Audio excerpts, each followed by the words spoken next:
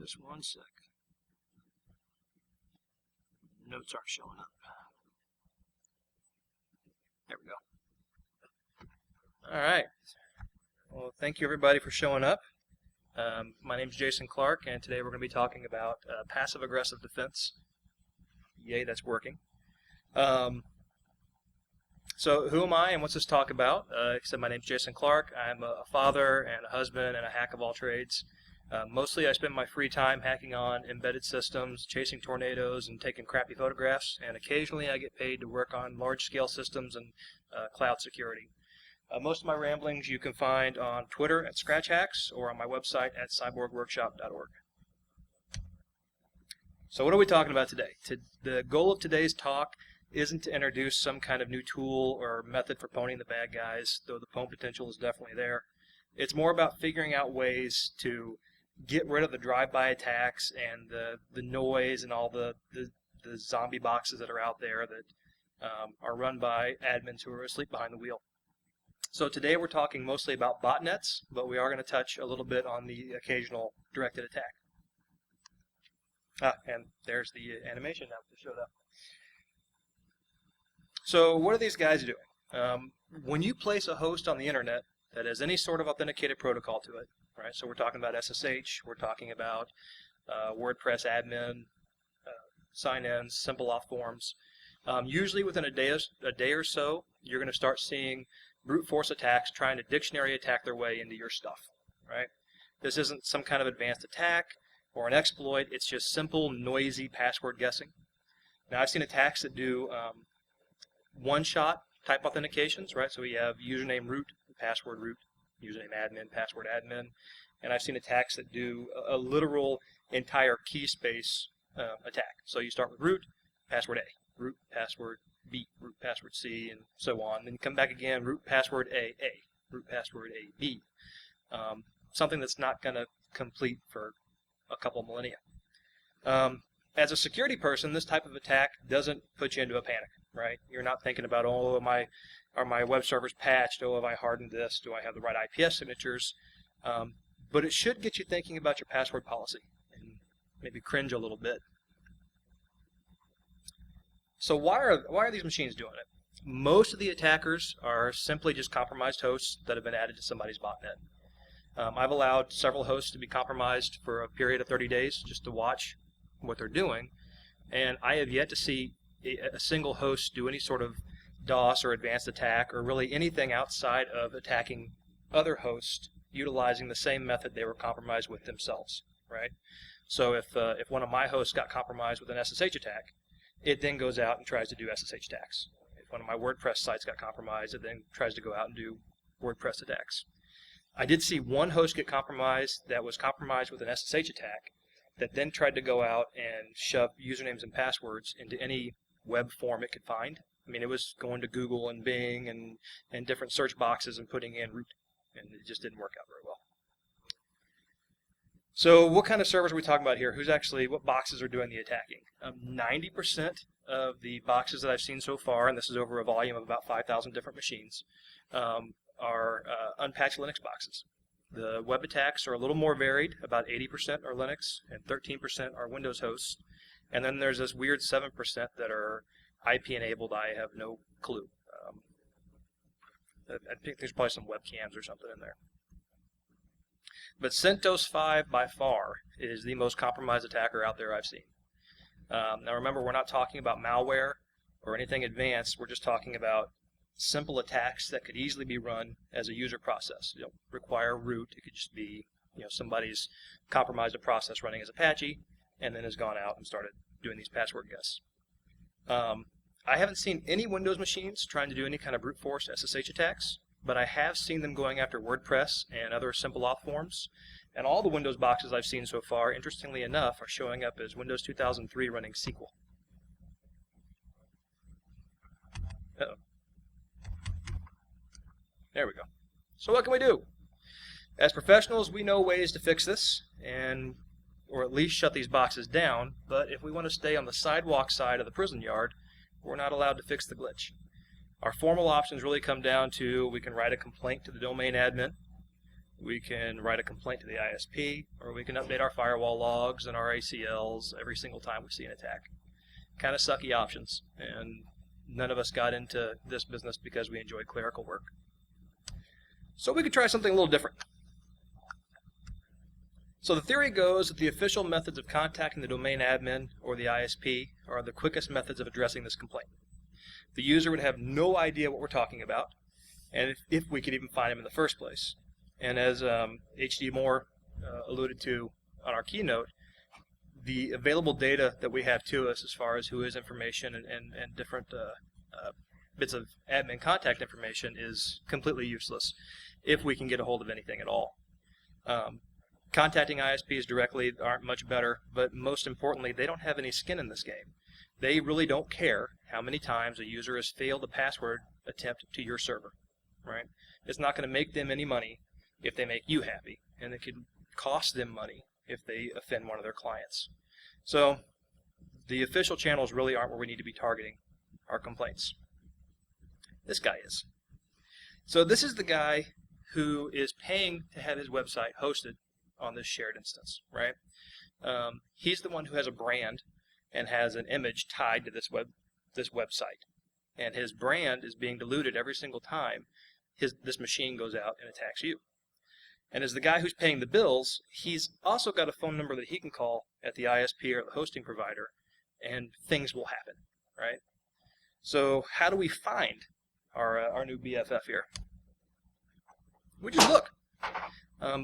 I don't have to tell you that most people are really terrible about their internet footprint. They Facebook and they LinkedIn and they geotag photos of their house, and they basically make it impossible not to find them. All the data's out there. We just need to know what and where to look for. And fortunately, hackers who have come before us are very good at figuring out ways to find this information and then automating it so they never have to do it manually again. So all the data's there and all the tools are there. We just need to put it together and make it so we don't have to do this every single time we get attacked. So here's our toolbox. We're going to need a Linux box. We're going to need the Harvester Python script. We're going to need Swatch, which is a log watcher. Twidge, which is a command line Twitter client. Paste Binit, which is a command line client that will blast out data to all kinds of different paste bin sites. We all know wget and nmap. And then SSMTP is a command line SMTP client. Then we're going to pull it all together with a tiny shell script to do what we need to do. So how's this attack going to work? Or how's our response going to work? So when we first detect that an attacker is going after our stuff, we fire off 3 different threads. The first thread, which is, those aren't boxes. Those were supposed to be boxes. So we're going to talk about the arrows now. The first thread is basically a passive identification of the IP, right? So we go out to Aaron and we pull whois data and just anything that we can get from the traditional channels, and we store that into a file. The second thread that fires off, it's the one in this purple color over here, is more of our active identification, which is just an nmap with all the naughty bits turned off. We're just running a service scan and storing that off into a file. The third thread is going to use more of the tools that we talked about in the last slide. And this is more of a service history scan. So first we take and we go to Bing and we put in the IP address of our attacker into Bing, because Bing has this really cool facility where you can do IP colon and then an IP address, and Bing will return to you every single domain that has ever been associated with that IP that it's crawled. Okay? So now we have a list of, say, about 20 domains that were attached to this IP address. We take each one of those domains and we put them into the Harvester. Now the Harvester takes a domain and it goes across, I don't know, like a dozen or so different search engines, and it finds every email it can find ever associated with those domains. Right? So we take 20 domains, we run them through Harvester. Now we have about 200 to 500 email addresses, and we store that all off into a file. And now we take those 3 files we've just generated and we glue them together and we create 3 different artifacts. The first one's just an email that has everything we've pulled together. The second one is a very short Twitter message saying, hey, I found a compromised host at this IP address. And then the third one is a paste bin dump of what we found, right? So yeah, the first form of recourse is an email. Exciting. We don't say a whole lot. We email every single email address we pulled out of Harvester across every single domain. And we assume that our recipients have no clue what we're talking about. But we're also sure to mention things like how people aren't going to be able to distinguish between the attacks that we're seeing and their brand, and how everything's going to look like it's coming from joesmortgages.com, even though his own website might not be compromised. The response so far has been overwhelmingly negative. I've gotten, those are small excerpts from actual email responses I've gotten back. My favorite was the guy who said, "You hacked my website, I don't see where." There we go. But it's an email. Like I said, not very exciting, but it works. So again, tracking in 30-day increments across a total of 7 nodes, 5 of them being Amazon, 2 of them being residential. The average number of password attempts compared to before we started sending out our little love letters drops very significantly. The attacks generally stop after 4 to 6 hours of sending out the message, and I have yet to receive any sort of credible death threat or been sued or anything like that. So that seems kind of hard to believe. It's just an email, right? And it is hard to believe, but not so much when you realize that I had to adjust that graph. So this yellow section here is saying adjusted for China and Korea, because China and Korea don't care if you send them an email, not even a little bit. Either the mailbox is full, or it never really existed, or the IP addresses were never used to host a website, so I have no domains that I can harvest. So we got to do something a little different for those guys. So as I mentioned, China and Korea, they don't respond to abuse emails. Well, Korea does respond, but they tell you to contact their Korea cyber defense team, and then they ignore you. So there's at least that initial response. But fortunately for us, we kept those files when we did our scans, right? When everybody was attacking us and we were doing those Nmap scans and all that fun stuff, we didn't just throw those files away. We kept them on our file system. So we now have a list of all the boxes that were attacking us that were also running services like the ones they were attacking, right? So we know what previous attackers were running HTTP. We know which previous attackers were running SSH. I think some slide pieces are missing here. So let's talk about the HTTP attackers for a second and what we can do with them. So when we detect that we have an attacker, instead of creating an email, we can fire off an IP tables command. And again, we're talking about a Linux box here, to do a DNAT of the specific attacking source IP address over to a different Apache instance that we have running on that web server. Right? Maybe it's on a different web server, maybe it's just running on a different port. The point is, it's not our production instance. So at this point, our production instance is isolated from the attacker. He's still thinking he's going to town and happily guessing away, but we're actually transparently redirecting him to a different Apache instance, right? And if you're familiar at all with Apache's mod rewrite command, there's an extension to it called rewrite map. And what rewrite map allows you to do is allows you to do some more advanced rewrite commands. One of those commands is called RND, or random, which allows you to take and tell an Apache rewrite command that instead of having a static rewrite, like you're used to seeing a 301 redirect saying, if you want to go to yahoo.com, I'm going to 301 redirect you over to www.yahoo.com, right? That's a static mapping. With a random map in Apache, you can tell Apache to say, okay, whenever I see a request for this URL, instead of doing a static rewrite, I want you to go pick a random entry out of this file and use that as your rewrite command. You see where we're going here, right? So we got that file full of attackers who were also running HTTP, and we've got all these nice facilities inside of IP tables and Apache to manipulate a query request. So we just take and we hit the wrong button. No, we don't. We just take and we send a 301 redirect back to our attacker saying, nope, my website is now over here at Joe's Mortgage. So go find me over there.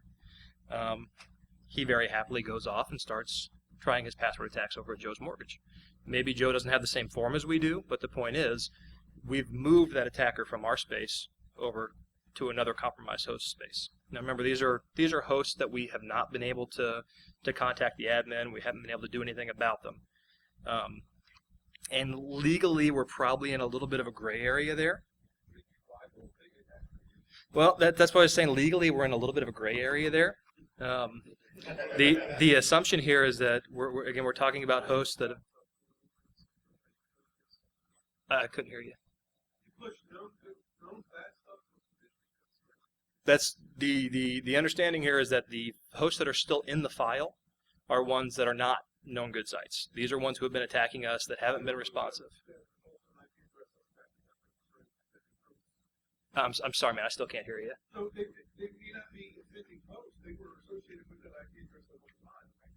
No, the host file is the IP address, right? So we're not sending it to a website we found somewhere. It's not the harvester stuff we pulled out. It's that nmap scan, right? So it's coming from that IP. Yeah, like I said, it's a bit of a legal gray area. We've been running for about a year now, and like I said, I haven't had any trouble yet, but your mileage may vary. But that's actually the nice way we've been playing.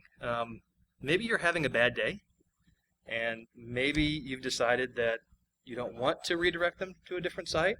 Well, they're attacking us, and we don't have to send them to another attacker. We can send them to whatever tools or resources we have available to us. So, for example, you can take set. You can mirror your own site with set, all right, and have a little malicious JavaScript sitting inside a set. You could use beef and mess around with some iframes on that redirection, on that redirected site. Or if you're really feeling squirrely, we've got Metasploit at our disposal. We've got all kinds of fun little modules in there. Again, we're the ones being attacked, and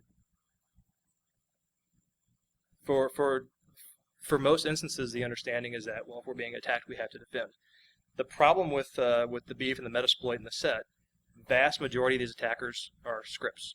They're not going to download our JavaScript. They're not going to download our malicious iframe. They're just iterating through with something that we can't exploit, right?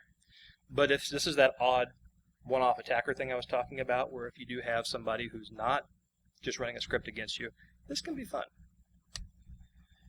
So that does work for the most part for the SSH or for the HTTP attacks, but it doesn't work at all for SSH. We can't send a malicious payload over an SSH request until they've been authenticated, and then we can get them to download something. So we have a couple options available to us. We either need to let them compromise that host, we need to get comfortable with those firewall rules, or we need to scream real loud every time they fail to say the magic word. Which brings us to Kippo. Has anybody played with Kippo? Kippo is delightful. Kippo is an SSH honeypot that's designed to emulate a system. It's designed to look like you're in a fully emulated environment, but it doesn't actually do anything. I mean, you can log into it and throw commands at it all day, and it's going to look like you're in a live system, but nothing's ever going to work. So Kippo allows us to shove our attacker into a jail and watch him just fumble around. This works, and it's a good way to watch your attacker to try to figure out exactly what it is they're doing, but it's not very funny, it's not very fun, and they're still attacking you, right? But still, it's a nice, safe way to get them away from your production hosts. You're not in any legal danger. And again, it's kind of fun to watch what these scripts are trying to do. There was one guy who, I'm pretty sure this was an actual person on the other end of this channel, who I shoved into a Kippo honeypot, that the host name was Kippo, right? They didn't try to hide it at all. I mean, the box was called Kippo. And he probably sat there for an hour or 2 hours just throwing commands and trying to get scripts to work and download stuff, and not the cleverest fellow. So Kippo's good, and legal's very good, but reflection attacks are more fun. So remember HD Moore talking today about all the resources we have available to us from the various internet scans that have been going on. We have Shodan, we have his new sonar, I don't know what you want to call that, but sonar. So, and this is definitely on the wrong side of the keep yourself out of jail line here. But as a thought experiment, what if you could bombard one of these attacking hosts that have been completely unresponsive to you with, say, 100 megabits per second of junk every time they failed a password? Using our same script as our base, we've detected that we have our attacker showing up. But instead of creating an email or creating a IP tables command, we can go out to Shodan and we can just run one simple query, and that'll return to us over 380,000 hosts on the internet that have SNMP v1 listening. Then we can use a handy little command called BitTwist to spoof a UDP request to, say, 100 of those hosts randomly, directing the output back to our attacker. Again, this is just a thought experiment. Or maybe we could do some DNSSEC abuse, right? We could send them DNSSEC keys all day long, which is large strings that cost us very little. Traditional reflection attack. Nothing groundbreaking here, nothing new, but the point is to get you thinking about what can we do to pick up, to clean up the road here, right? These attacks aren't hugely threatening, but they're annoying as hell, and eventually they're going to get one of our boxes because we do not have good password control over all of our users. We may have password policies, we may think we have good password audits, but I guarantee you have service accounts out there with really crappy passwords that have somehow managed to make their way onto a box that's publicly accessible, right? So don't do this. You'll end up sharing a room with Weave, and nobody wants that. But again, good thought experiment. So does it work? I was really hoping over the past year to have gathered some much more dramatic data and to be able to say that I've found the panacea for all this internet garbage. And while it is effective, especially the 301 attacks or the 301 redirects, the internet's just getting too dirty to keep up. Just because something gets an IP address doesn't mean it gets patched, and we're putting more and more things on the net every single day.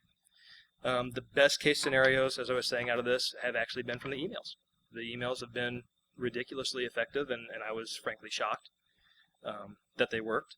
But it's been an effective tool. So thank you. You can follow. I've got a bot that updates real time every time somebody attacks one of my hosts on Twitter called NetWallOfShame. It'll have a link to all the pastebin files that you can go and look at and see who's doing what and get a little more information for yourself. All the code's available on cyborgworkshop.org. If you download it and try to run it for yourself, please keep the Wall of Shame hashtag so we can build up a larger data set. The code that's available doesn't do any of the more aggressive attacks. Right now it's just the email portion firing off an external script, but you are of course free to do whatever you would like. And yeah, we'll get a few minutes back, and thank you very much.